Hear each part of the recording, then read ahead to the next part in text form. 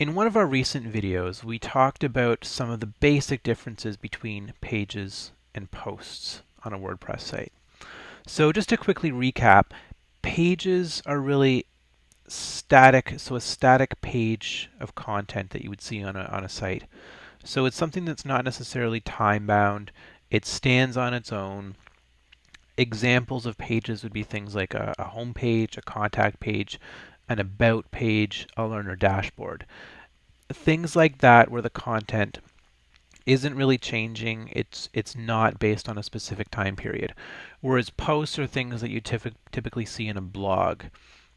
So these would be articles that could be time sensitive. They usually have some kind of author that's displayed, some kind of date. They can be organized into categories. They can be flagged based on tag. And they can be organized in different ways. They tend to be more dynamic, and there tend to be quite a lot of them organized in a certain area of a site. So if I show that in Uncanny LP and illustrate some of the differences, what I'm looking at right now is a page. There's a set of static content that's not in any way time related.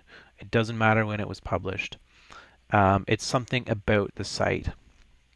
Whereas if I create a post, then let me show you one first. And before I can do that, of course, when you're getting Uncanny LP out of the box, no blog posts have been added. So there's no content at this point for a blog post. But if I go to New and just create a very simple post, you can see how that's different. So again, I'm on a test site. I'm going to create an entirely new article. So this is my first article.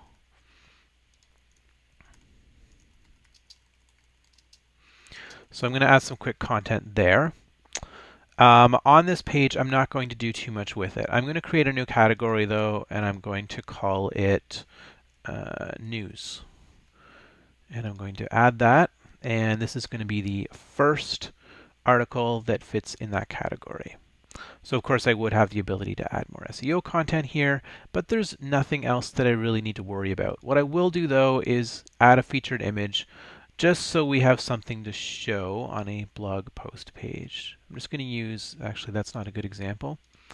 Let's use something that's a little wider. Let's use something from down here. Okay, I'm going to use this image. I'm going to set that as a featured image, and let's take a look at what that looks like now. So we'll go ahead and publish that.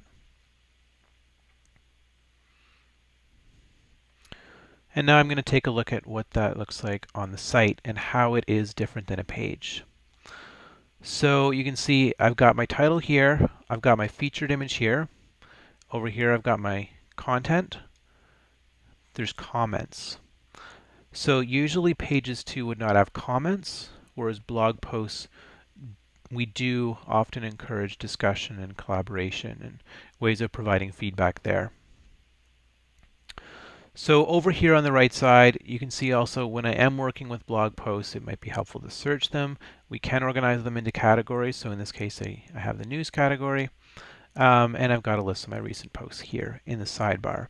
So if we go back out to the blog page itself, you can see now I do have an article listed, but this kind of looks like what I already saw on the single post page. So that when I was looking at the individual article, that was for a single post.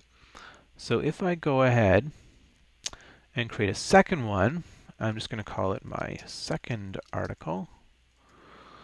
And this is content for my second blog post.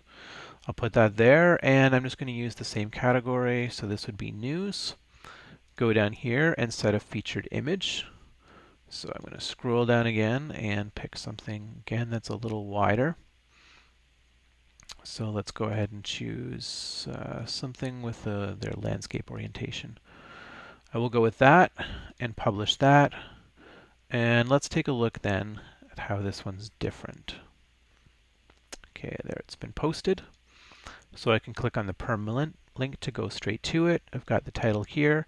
I've got my featured image here, the content, and comments. And now I can see there are two articles here. So it's got both of them, and you can see if I go back to this blog page, then it's got a list of my most recent articles. So these are maybe not the best featured images just because they are quite tall, given the layout of how we've set up the blog out of the box. There are a lot of options for organizing a blog archive page, which is essentially what this is, but this is good for a representation and for the demo. So this you can see is time bound. They're organized by when they were published. Now you can include extra metadata in here too, so who the author was, who the date was, if you choose to. But again, this video is really more about what are the different types of content and what are the differences between pages versus blog posts. So again, it's always helpful to look at some of the samples that are set up. You can always go to a page and edit it or a post and edit it. So if I go back to the home page, which I can do by clicking the logo at any time, and I try to edit this page, then I can get a feel for how it's actually made up. And we're going to talk more about how to create pages in a future video. And you can see that this is made up of a variety of sections and rows and modules within this page, and together they basically organize everything that's on this particular page. So pages do tend to have more complex layouts.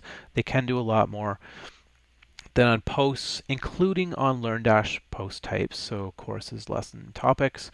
We do tend to keep those simple too, so we use the WordPress editor, and we'll talk about that in this course as well.